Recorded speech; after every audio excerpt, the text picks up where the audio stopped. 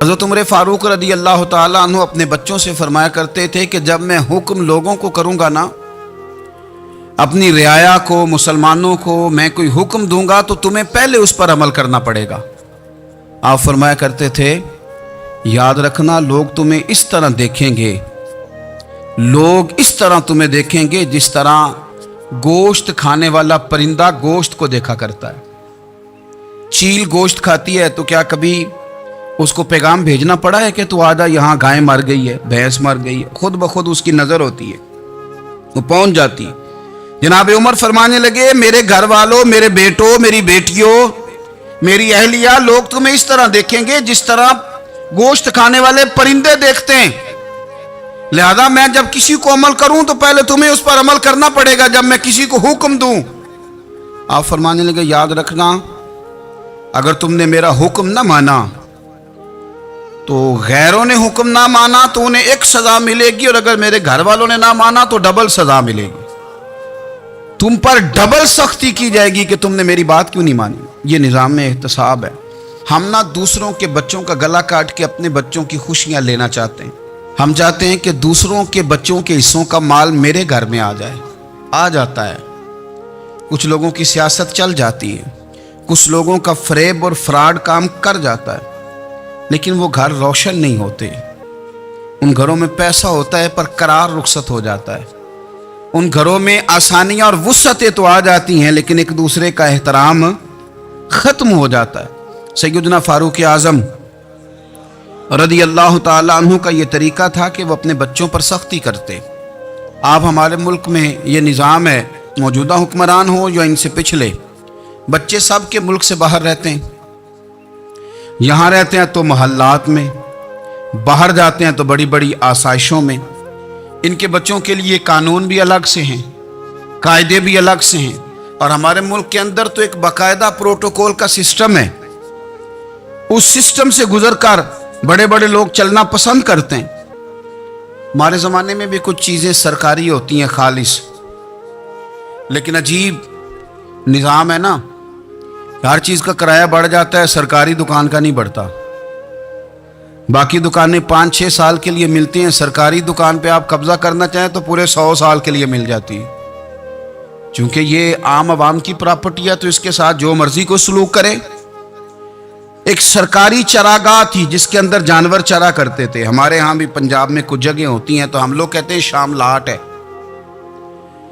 سرکاری چراگاہ میں جانور چرا کرتے تھے۔ حضرت عمر فاروق رضی اللہ تعالیٰ عنہ کے صاحبزادے سیدنا عبداللہ ابن عمر رضی اللہ تعالیٰ عنہ نے بھی ایک اونٹ خرید لیا،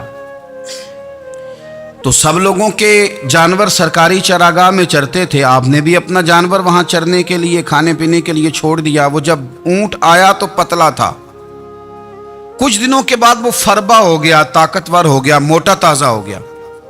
حضرت سیدنا عبداللہ ابن عمر رضی اللہ تعالیٰ عنہ نے بیچا تو وہ ڈبل قیمت سے بھی زیادہ کا بکا، کیونکہ پہلے دبلا پتلا تھا، اب موٹا تازہ فربا ہو گیا۔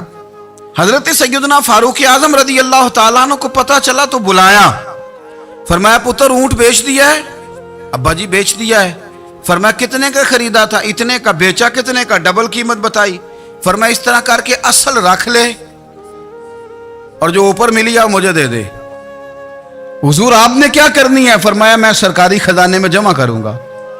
حضور کیوں؟ فرمایا اس لیے کہ تیرا اونٹ سرکاری جگہ پہ چرا کرتا تھا، وہ گھاس سرکاری جگہ سے کھاتا تھا۔ حضور سب کے کھاتے۔ حضرت عبداللہ ابن عمر کہنے لگے سب کے کھاتے ہیں۔ آپ فرمانے لگے تو سب میں شامل نہیں ہے، تو امیر المومنین کا بیٹا ہے، تجھے میں یہ حق نہیں دے سکتا، تیرے اوپر تھوڑی سختی زیادہ کی جائے گی، تجھے یہ حق نہیں ملے گا۔ تو اپنے اونٹ کو چونکہ سرکاری چراگاہ میں چرایا کرتا تھا، لہذا تجھے وہ جو اصل رقم یہاں جمع کرانی پڑے گی۔ ہمارے تو بچے پہلی بات تو یہ ہے کہ بات ہی نہیں سنتے۔ یہ سب کے بچوں کی بات کر رہا ہوں، وہ ٹیچر کے بچے ہوں، سیٹھ کے بچے ہوں، پیر کے بچے ہوں، امام صاحب کے بچے ہوں، کسی کے بچے ہوں، پہلے تو سنتے نہیں۔ اور اللہ خیر کرے اگر آپ کوئی سنانا چاہیں تو فوری طور پر وہ ہوم منسٹری کے پاس پہنچ جاتے ہیں، ان کی اماں ان کی وکیل بن جاتی، آپ کیا ہی کچھ نہیں سکتے، حالات رخ بدل جاتے۔ اس کا نقصان یہ ہوتا ہے کہ ان کو تراشا نہیں جا سکتا، ان کو ہیرے نہیں بنایا جا سکتا، ان کے اوپر کچھ ایسی میل کچیل چڑھ جاتی ہے جو بڑی عجیب و غریب ہوتی، اور کچھ لوگ ایسے ہوتے ہیں جو خرابی کرنے میں بھی اپنا کردار ادا کرتے ہیں، خرابی کرنے میں، اور بڑے لوگوں سے منسلک ہونے کے لیے لوگ رستے تلاش کرتے ہیں، رستے۔ میں چونکہ چیزوں کا مطالعہ کرنے کا بڑا شوقین ہوں، تو میری والدہ داخل تھیں کئی سال پہلے ہسپتال میں، تو مجھے اس ہسپتال میں کچھ دن رہنا پڑا۔ ایک پرائیویٹ ہاسپٹل تھا، تو اس میں انہوں نے جگہ جگہ لکھ کے لگایا تھا ملازمین کو بخشیش نہ دیں، ہم ان کو بڑی اچھی معقول تنخواہ دیتے ہیں، سیلری بڑی عمدہ ہے، تو لوگ بخشیش نہ دیں۔ میں نے جو مینجمنٹ کے لوگ تھے ہاسپٹل کے، ان میں سے ایک سے میں نے کہا کہ اگر کوئی بندہ اپنی خوشی سے دینا چاہے تو آپ نے بڑا موٹا لکھ کے لگایا برائے مہربانی ان کو بخشیش نہ دیں۔ اس نے بڑی قیمت، سادہ آدمی تھا پر میری بڑی اس نے مجھے بات بتائی، مجھے نفع ہوا۔ کہنے لگے مولوی صاحب، جب کچھ امیر لوگ ہسپتال میں مریض لے کے آتے ہیں تو وہ صفائی والے کو پہلے ہی 500 روپیہ دکھا لیتے ہیں آتے ہی، پھر وہ جیسے آواز دیتے ہیں صفائی والے فٹافٹ اندر آتے ہیں، ان کا کمرہ صاف کرتے ہیں۔ تو سارے تو بیچارے اتنے مالدار نہیں ہوتے کہ آتے ہی پہلے کام والے کو 500 دیں۔ پھر نقصان کیا ہوتا ہے کہ یہ جن کی ذمہ داری ہے بہت ساری ڈیوٹیاں کرنے کی، یہ ڈیوٹی نہیں کرتے، یہ پلٹ کے ان کے طرف دیکھتے ہیں جن کے گھر سے سالن صحیح آتا ہے، ادھر ان کی توجہ زیادہ ہو جاتی ہے، جو نوٹ ان کو زیادہ دکھاتے ہیں، جو پھل لے کے آتے ہیں تو آدھا ان کو دیتے ہیں۔ تو ہم یہ کہتے ہیں یہ کام ہی نہ کرو، یہ اپنی تنخواہ پہ کام کریں تاکہ ہر آنے والے کا درد سمجھیں، ہر ایک کو یکساں یہ سروسز فراہم کریں۔ تو ہم یہ کام کرتے ہیں۔ ہم ایم پی اے کے اور کسی سے ہمارا تعلق نہ بنے تو ہم جناب اس کے ڈرائیور سے ہی تعلق بنا لیتے ہیں، ہم وہ جو آپریٹ کرنے والا ہوتا ہے ٹیلی فون اسی سے بڑا تعلق بناتے ہیں، اس کو مٹھائی کا ڈبہ جلدی پہنچا دیتے ہیں۔ تو اسی طرح سے بڑے لوگوں کی اولادوں کو بگاڑا جاتا ہے۔ حضرت عاصم بن عمر رضی اللہ تعالیٰ عنہ، یہ سیدنا فاروق اعظم کے بیٹے تھے، مصر گئے تو لوگوں کو پتا چلا حضرت عمر کے بیٹے آئے، لوگوں نے تحفے دیے، بڑی بڑی چیزیں آپ کو دی، حضرت عمر کا بیٹا آیا، بڑے گفٹ دیے۔ تو صاحبزادے واپس آئے تو ان کے پاس بڑے تحائف تھے۔ سیدنا عمر فاروق رضی اللہ تعالیٰ عنہ نے دیکھا تو فرمایا ادھر لانا تحفے۔ کعبہ جی لوگوں نے مجھے دیے ہیں۔ فرمایا تو نے کیوں بتایا تھا کہ میں امیر المومنین کا بیٹا ہوں؟ کہ حضور ان کو ویسے ہی پتہ چل گیا۔ فرمانے لگے پتر یہ تحفے تمہیں اس لیے ملے ہیں کہ تم امیر کے بیٹے ہو، یہ تحفے تمہارا حق نہیں، چونکہ تمہیں اس کرسی کی وجہ سے ملے ہیں اور یہ کرسی مسلمانوں کی ہے، لہذا یہ حق بھی مسلمانوں کا ہی ہے، یہ لا سارے مال غنیمت میں جمع کیے جائیں۔ آپ اپنے گھر سے جب احتساب شروع کرتے ہیں، اپنے گھر سے، اور یہ یاد رکھیں یہ جو لوگ آتے ہیں آپ کے بچوں کو نوازنے کے لیے، یہ انہیں خراب کرتے ہیں، بگاڑ پیدا کرتے ہیں، یہ عجیب و غریب سی چیزوں میں مبتلا کر دیتے ہیں، بچوں کا نقصان ہوتا ہے کل کلام۔ پھر جو شاپر اچھا لے کے آئے پیر صاحب کے بچے ذرا اس سے پیار سے ملتے ہیں، نقصان ہو جاتا ہے، یہ دستے نگر ہو جاتے ہیں، یہ لوگوں کی طرف جیتے ہیں، دوسروں پہ ڈیپینڈ کرنے لگتے ہیں۔ حضرت ابو موسیٰ اشعری رضی اللہ تعالیٰ عنہ نے پہلے تو ایک قلین بڑا سونا تھا، تو آپ نے حضرت عمر کے گھر بھیج دیا کہ چلو ان کے گھر میں ان کی اہلیہ بچھا لیں گی، کہیں سے تحفہ آیا۔ پھر وہ جس کمرے میں مال غنیمت اور خزانہ رکھا جاتا تھا اس کی صفائی کر رہے تھے تو ایک دینار مل گیا، تو وہ دینار بچے سارے جا رہے تھے، تو ان میں سے حضرت عمر کے ایک بیٹے کو چھوٹے کو بلایا اور بلا کے کہا پتر یہ دینار لے لو۔ حضرت عمر نے دیکھا کہ بیٹے کے ہاتھ میں دینار بھی ہے اور گھر میں قالین بھی ہے، ایک موقع پہ وہ قالین گیا، ایک موقع پر بچے کو ایک دینار دیا۔ تو حضرت عمر اپنی اہلیہ سے پوچھنے لگے یہ کہاں سے آیا قالین؟ کہا جناب ابو موسیٰ اشعری رضی اللہ تعالیٰ عنہ نے بھیجا ہے۔ بیٹے سے پوچھا دینار کہاں سے آیا؟ کہا مجھے انہوں نے ہی دیا ہے۔ آپ نے وہ دینار بھی لیا اور قالین بھی لیا اور اس کو لپیٹا اور جناب ابو موسیٰ اشعری کو بلایا اور اتنے سخت ناراض تھے، فرمانے لگے ابو موسیٰ اشعری سے کہنا میرے پاس پیدل آئے، گھوڑے پہ نہ آئے۔ اور جب آئے حضرت ابو موسیٰ اشعری تو جناب عمر اتنے ناراض ہوئے کہ وہ قالین لپیٹ کے تو ان کے سر پہ مار دیا۔ فرمانے لگے پکڑو اپنا دینار، تمہیں پورے مدینے میں میرے بیٹے کے علاوہ کوئی اور نہیں ملے تھا جسے تم خراب کر سکو، میرا پتر ہی ملا تھا بگاڑنے کی، کس نے اجازت دی تم میرے بیٹے کو دینار دو؟ کیوں لائے تم میرے گھر میں قالین؟ حضرت عمر فاروق رضی اللہ تعالیٰ عنہ فرمانے لگے میں زمین پہ سونے کا عادی ہوں، ज़मीन चटियल भी हो तो रब का बंदा बन के सोता हूँ तो अल्लाह मुझे आराम और सुकून की नींद अता फरमा देता है। मुझे तुम्हारे मखमलों की और कालीनों की ज़रूरत नहीं है। एहतसाब यहाँ से शुरू होता है भाई। यहाँ हम ना अपने घर में बैठ के मायूस मायूस बातें करते हैं, और फलाने के बच्चे कहाँ पहुँच गए, फलाने के बाद बड़ा पैसा आ गया, मैं कच्चे मकान में रहूँ, मैं ये करूँ, देखो मुझे नहीं सहूली। ये तो आप मायूसी वाली बातें कर रहे हैं, ये तो आप कमज़ोर बातें कर रहे हैं। ये तो इस तरह की बातें तो हारे हुए लोग करते हैं। इस तरह का लबो लहजा तो उन लोगों का होता है जो एहसास कमतरी का शिकार होते हैं। ये आपने किस तरह का लबो लहजा, अपने बच्चों को आप भिखारी बना रहे हैं ताकि दूसरों को देखें तो मायूस हो जाएं। उठ बांध कमर क्यों डरता है, फिर देखो खुदा क्या करता है। आपका जो एहसास है वो इतना खूबसूरत हो, आपके लहजे के अंदर इस कदर ठहराव हो, आपको इत्मीनान आ चुका हो, और आपके बच्चे कभी भी कंपैरिजन ना करें अपना किसी के साथ, कभी भी उन्हें करने ना दें। आप कभी वो कभी ये बात ना करें कि फलाने ज्यादा अच्छा खाते पीते हैं तो हम किधर है, करने ना दें उन्हें बताएं कि बेटा अपनी मट्टी पे चलने का सलीका सीखो, संगे मरमर पे चलोगे तो फिसल जाओगे। उनको बताएं कि जो तुम्हारे पास है ये खुदा का अतिया है, इसी पर तुमने कनात करनी कभी भी। हजरत ज़ैद बिन हारसा से नबी पाक सल्लल्लाहु अलैहि वसल्लम को बड़ा प्यार था। फिर उनके बेटे हुजूर के गुलाम ज़ादे हजरत उसामा बिन ज़ैद के साथ भी हुजूर बड़ा प्यार करते थे। लेकिन ये तो मुसल्लमा हकीकत है ना कि अजमत और शान तो सैयदना फारूक आज़म की ज़्यादा है। उम्मत का इत्तेफाक है कि नबियों के बाद सबसे बड़ा दर्जा जनाबे सिद्दीक़ अकबर का, और फिर अल्लाह ने मकाम अता किया हजरत फारूक आज़म को। ये बड़े लोग थे। एक दफ़ा माल तकसीम हो रहा था तो हज़रत उमर रज़ी अल्लाह ताला अन्हु ने ना हज़रत उसामा बिन ज़ैद को 4000 दिनार दिए और अपने बेटे अब्दुल्ला इब्न उमर को 3000 दिनार दिए। तो हज़रत अब्दुल्ला इब्न उमर घर जाके कहने लगे, अब्बा जी उसामा में वो कौन सी खूबी है जो मेरे अंदर नहीं, और उसामा के बाप में वो कौन सी खूबी है जो आपके अंदर नहीं। तो हज़रत उमर की आजिज़ी देखिए। हालांकि बिल इत्तेफाक दुनिया जानती है कि जनाब उमर फारूक रदी अल्लाह ताला अन्हु अफजल हैं, फिर भी पता अपने बेटे से क्या कहते हैं, फरमाते हैं ओ सुन यार, वो खिदमत गुजार हैं नबी पाक के, वो भी हुजूर के घर में ड्यूटी करते, नौकरी करते, और इनके बेटे भी हुजूर की नौकरी करते, ये खिदमत गुजार हैं। फरमाने लगे अगर तूने पूछ लिया तो सुन, फिर मेरी तो राय ये है कि तेरे से ज्यादा उसामा बिन ज़ैद हुजूर की नजर में प्यारे हैं, और उसामा का बाप तेरे बाप से ज्यादा नबी पाक का प्यारा है। कोई कंपैरिजन करने नहीं दिया, बच्चों को किसी ऐसी जगह खड़े होने नहीं दिया। फरमाया ये वजह है, ये अंदाज है कि तू ज्यादा प्यारा है। हजरत उमर फारूक रदी अल्लाह ताला अन्हु पसंद नहीं करते थे, जरा बराबर भी पसंद नहीं करते थे कि कोई शख्स और माल आता तो अपने रिश्तेदारों को नवाजने से बचते।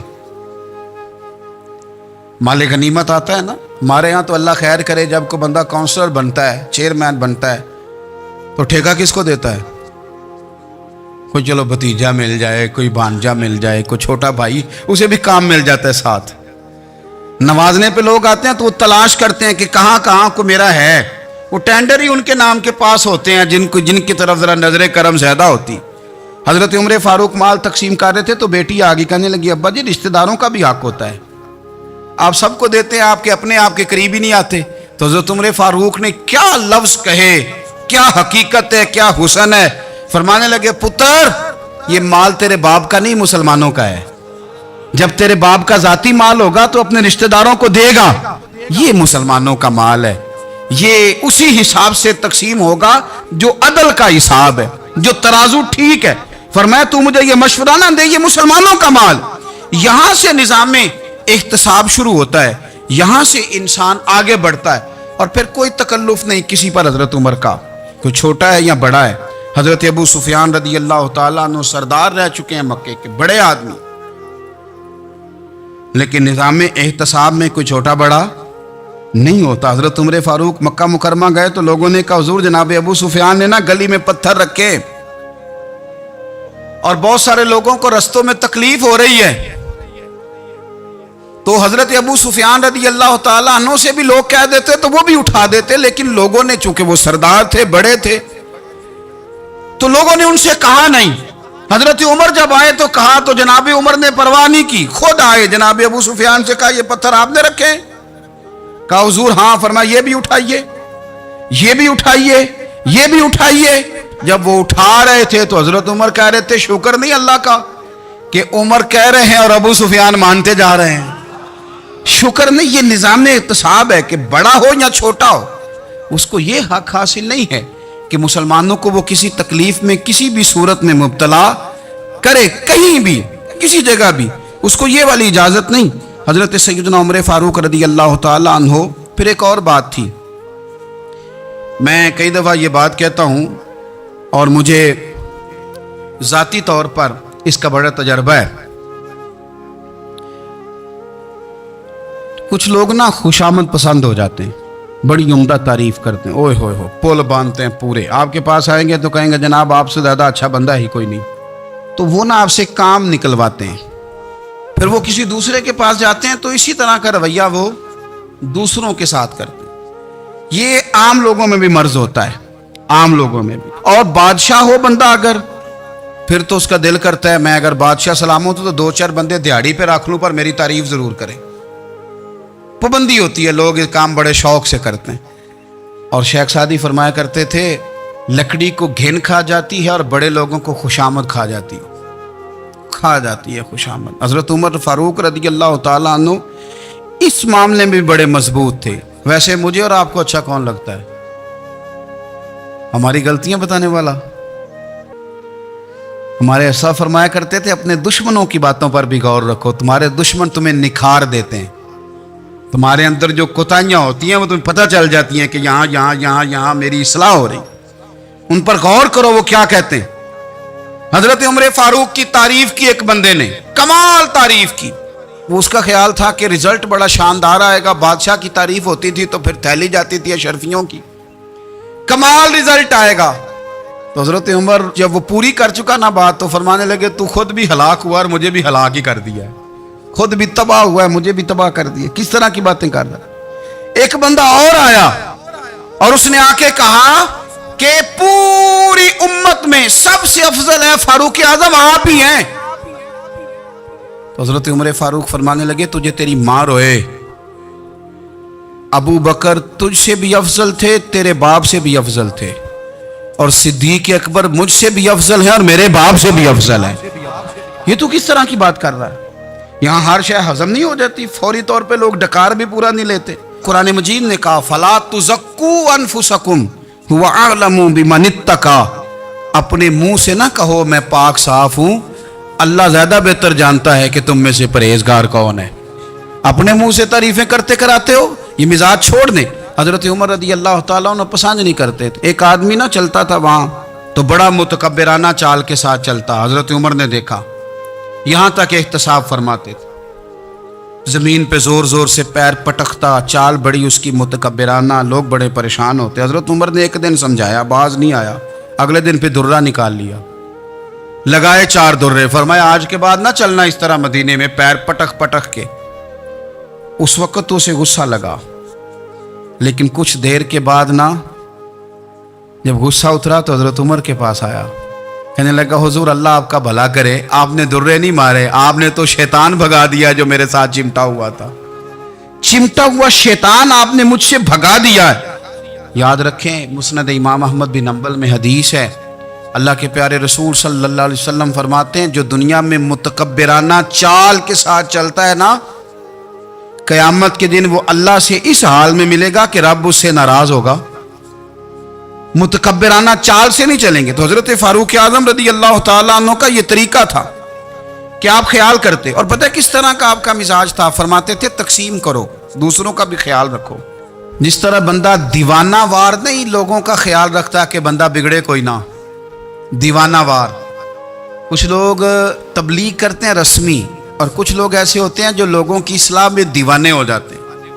उनकी ख्वाहिश होती है यहाँ भी बंदा ठीक हो जाए, यहाँ भी बंदा ठीक हो जाए, यहाँ भी बंदा ठीक हो। कुछ लोग कड़ी निगरानी करते हैं कि इंसान बिगड़ने ना पाए। हजरत उमर फारूक रदी अल्लाह ताला अन्हु ना गोश्त वाली दुकान के पीछे जाके बैठ गए कई दिनों तक। वो कहने लगा हुजूर यहाँ क्या है? फरमाया तो अपना काम करना, गोश्त वाली दुकान पे बैठे, कामकार अपना निगरानी करने लगे हजरत उमर। फिर आपने ना वो बंदे पकड़ लिए। कौन? जो 2 दिन मुसलसल गोश्त खरीदने आए। पकड़ के खड़ा कर लिया, फरमाया तू कल भी गोश्त लेने आया था? हुजूर हाँ। फरमाया आज फिर खाएगा? हुजूर जी। तो आप फरमाने लगे क्या तेरे मोहल्ले से गुर्बत खत्म हो गई है? तेरे रिश्तेदार सारे पेट भर के खाते हैं, तू 2-2 दिन गोश्त लेने आता है? फरमाया आज के बाद मुसलसल गोश्त लेने आया तो दुर्रे से मारूंगा, खबरदार ये काम ना करना। यहां तक निजाम एहतसाब का जब ख्याल रखा जाए फिर हालात बिगड़ा नहीं करते, फिर वो काबू में रहा करते। हजरत उमर फारूक रदी अल्लाह ताला अन्हो इस तरतीब के साथ इस्लाह करते, इस तरतीब के साथ। सैयदना फारूक आज़म रदी अल्लाह ताला अन्हो की एक बात आखिर में अर्ज़ करनी है, वो मैं भी अपने ऊपर लागू करूँ, आप भी गौर करें।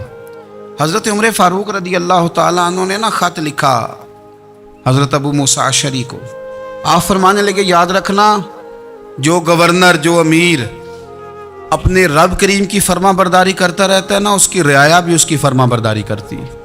और जो लोग अपने रब करीम की फर्मा बरदारी छोड़ देते हैं, फिर जिन्होंने उनकी फर्मा बरदारी करनी होती है वो उनकी फर्मा बरदारी छोड़ देते हैं। आपने सिपा सालारों को ख़त लिखे थे, फौज के जो जर्नैल थे, कमांडो थे, उनको ख़त लिखे थे। फरमाया जो सिपाही नमाज नहीं पढ़ता उसे फौज से निकाल दो। और साथ लिखा था याद रखो जो रब का वफादार नहीं वो हमारा कैसे हो सकता है, निकाल दो उन लोगों को, फौज से अलग कर दो। हम आज जो बेपनाह परेशान हैं, हमारे बच्चे बात नहीं मानते, शागिर्द बात नहीं मानते, हम शिकवे करते हैं, बेअदबी बढ़ गई। अदब के साथ मैं गुजारिश करूंगा बड़ों की बारगाहों में, जो मेरी तरह के बड़े बने हुए हैं, बुजुर्गों से नहीं बात करता, उनसे मैं कहूँगा कि हमें एक दफ़ा अपने ऊपर भी तो गौर कर लेना चाहिए। कहीं ऐसा तो नहीं है कि हम जब तक अल्लाह ताला के फर्मा बरदार थे, जब तक हम तकवे के मेयार पर थे, हमारी बात मानने वाले हमारी बात मान रहे थे। कहीं ऐसा तो नहीं कि हम उस मेयार से हिल गए हैं तो अब जो हमारे फर्मा बरदार थे वहाँ से हिल गए। हज़रत उमर रदी अल्लाह ताला अन्हु फरमाया करते थे कि लोगों को उजब में मुब्तला नहीं होना चाहिए। खुद पसंदी का जो माहौल होता है इससे लोगों को हमेशा निकलना चाहिए। हज़रत उमर के एक साहिबजादे ने कंगी कर ली, अच्छा लिबास पहन लिया तो दुर्रा मारा जनाब उमर ने। तो आपकी बेटी कहने लगी अब्बा जी ये तो बिल्कुल जायज़ है, अच्छे कपड़े पहनना, अच्छा लिबास पहनना और सर में कंगी कर लेना, इस पर दुर्रा क्यों मार दिया? तो आप फरमाने लगे बेटा ये खुद पसंदी में मुब्तला होने लगा था, ये अपने आप को बहुत भला समझने लगा था, इसका ख्याल था कि मैं ही हूं, मेरे अलावा कोई नहीं। ये उस मकाम पे जा रहा था जहां इसकी तरबियत रुक जाती, इसलिए दुर्रा मारा है। एक दफा हुकूमती मामलात के अंदर आपकी अहलिया ने मशवरा देना चाहा, बड़े काम बीबियां नहीं करती, बड़े बड़े मामलात में मुदाखलत नहीं करती। हमारे बर्रे सगीर में वो बादशाह नहीं गुजरा कि जो फैसला करता था तो कुर्सी पे बैठ जाता था और पर्दे के पीछे उसकी बीवी बैठ जाती थी, और जब वो फैसला सुनाने लगता तो यूं गर्दन पीछे करता और अहलिया जो कहती वो फैसला सुना देता। लेकिन एक दफ़ा खातून ने एक आदमी को हज़रत उमर ने माजूल किया तो आपकी अहलिया ने उस आदमी की अहलिया हज़रत उमर की अहलिया से मिली होंगी, तो खातून ने ज़रा सिफारिश करनी चाहिए। तो जनाब उमर फारूक रदी अल्लाह ताला अन्हु के हाथ में असा था, डंडा था, 2-3 दफ़ा ज़मीन पे मारा। फरमाया तुम्हें किसने इजाज़त दी है हुकूमती मामलात में मशवरा देने की? ये मशवरा मौला अली देंगे या उस्मान गनी देंगे?